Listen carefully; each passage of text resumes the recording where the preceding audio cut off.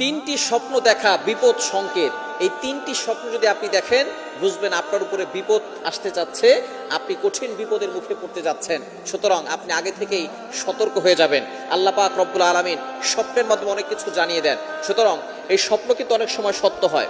খারাপ স্বপ্ন দেখলে কখনো আপনি মানুষের কাছে বলতে যাবেন না, কারণ আপনি যখন মানুষের কাছে বলবেন, সে কিন্তু এটা যদি কোনো উল্টাপাল্টা ব্যাখ্যা করে, সাথে সাথে সেটা বাস্তবায়ন হয়ে যাওয়ার সম্ভাবনা আছে। এজন্য খারাপ স্বপ্ন, যেগুলো ভয়ঙ্কর স্বপ্ন, এগুলো কখনো মানুষের কাছে বলবেন না। এই স্বপ্নগুলো যিনি ভালো ব্যাখ্যাকার আছেন এবং স্বপ্ন সম্পর্কে জানেন, তার সামনে করবেন। হযরত ইউসুফ আলাইহিস সালাম স্বপ্নের সবচেয়ে বড় ব্যাখ্যাদাতা ছিলেন। নবী সাল্লাল্লাহু আলাইহি সাল্লাম স্বপ্নের ব্যাখ্যা দিতেন, আবু বকর সিদ্দিক রাদিয়াল্লাহু তাআলা আনহু স্বপ্নের ব্যাখ্যা দিতেন, এবং বিখ্যাত তাবেঈ মুহাম্মদ ইবনে সিরিন, তিনি তার যুগের সবচেয়ে বড় স্বপ্নের ব্যাখ্যাদাতা ছিলেন। তিনি জানিয়ে দিয়েছেন কিছু কিছু স্বপ্ন এমন আছে যে স্বপ্নের মাধ্যমে বিপদ সংকেত আসে। নাম্বার 1, 1 নাম্বার হচ্ছে স্বপ্নে যদি কোনো ব্যক্তি সাপ দেখে, এবং বিশেষ করে স্বপ্নগুলো আপনি একেবারে রাতের বেলা, গভীর রাতে, রাতের শেষ অংশে, এই সময়ের স্বপ্নগুলো বাস্তব হয়ে থাকে এবং এর প্রভাব মানুষের উপরে পড়ে। দিনের স্বপ্নগুলো সাধারণত মানুষের উপরে পড়ে না।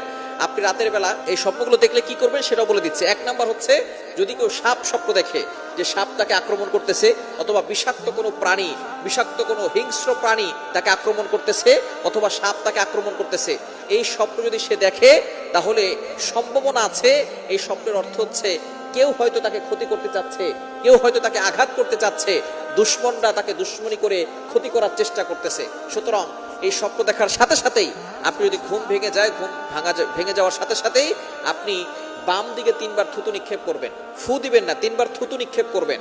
এরপরে আউযু বিল্লাহি মিনাশ শাইতানির রাজিম পড়বেন, লা হাওলা ওয়ালা কুওয়াতা ইল্লা বিল্লাহিল আলিয়্যিল আযীম পড়বেন। এরপরে আপনি যেদিকে কাত হয়ে স্বপ্ন দেখেছেন তার বিপরীত দিক হয়ে আপনি ঘুমিয়ে যাবেন। যদি ডান দিকে কাত হয়ে স্বপ্ন দেখেন তাহলে বাম দিকে ঘুমিয়ে যাবেন, আর যদি বাম দিকে কাত হয়ে স্বপ্ন দেখেন তাহলে আপনি ডান দিকে ফিরে ঘুমাবেন। এই স্বপ্নের কথা কারো কাছে বলবেন না, ইনশাআল্লাহ আল্লাহর কাছে দোয়া করবেন, তাহলে আল্লাহ তাআলা এই স্বপ্নের প্রভাব থেকে আপনাকে হেফাজত করবেন। তাহলে 1 নাম্বার বিপদ সংকেতের স্বপ্ন হচ্ছে, যদি আপনি সাপ স্বপ্ন দেখেন, আপনাকে কামড় দিচ্ছে, অথবা আপনাকে ধাওয়া করতেছে, অথবা বিশাল বড় সাপ ভয়ঙ্কর রূপ ধারণ করছে, আপনার দিকে এগিয়ে আসতেছে, এই স্বপ্নগুলোর মানে হচ্ছে কেউ আপনাকে ক্ষতি করতে চাচ্ছে, আপনি আগে থেকে সতর্ক হবেন। নাম্বার 2, দ্বিতীয় নাম্বার হচ্ছে, আপনি যদি স্বপ্ন দেখেন যে আপনি কোনো কুয়ায় পড়ে যাচ্ছেন, অথবা আপনি জমিনের ভিতরে গেড়ে যাচ্ছেন, জমিনের ভিতরে আপনি ধসে যাচ্ছেন, অথবা আপনি কোনো কুয়ায় পড়ে যাচ্ছেন, এরকম যদি স্বপ্ন দেখেন, তাহলে এটা হচ্ছে আল্লাহর আযাব, আল্লাহর শাস্তির ইঙ্গিত বহন করে। সুতরাং এরকম স্বপ্ন দেখলে আপনি স্বপ্ন দেখার পরে আপনি যে কাজগুলো আছে এগুলো করবেন, আর পাশাপাশি আল্লাহর কাছে জাহান্নামের আযাব থেকে, দুনিয়ার আযাব গজব থেকে আপনি আল্লাহর কাছে পানা চাইবেন।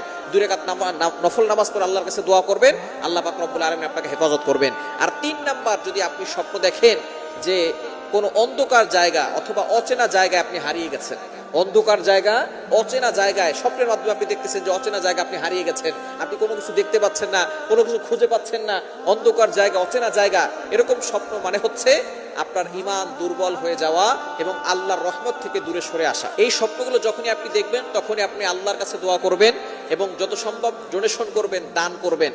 দান করলে আল্লাহ পাক রব্বুল আলামিন বিপদ আপদ থেকে হেফাজত করেন। নবীজি সাল্লাল্লাহু আলাইহি ওয়াসাল্লাম নিজে জানিয়ে দিয়েছেন, আস-সাদাকাতু তাদলুল বালা, donation protect from all accident.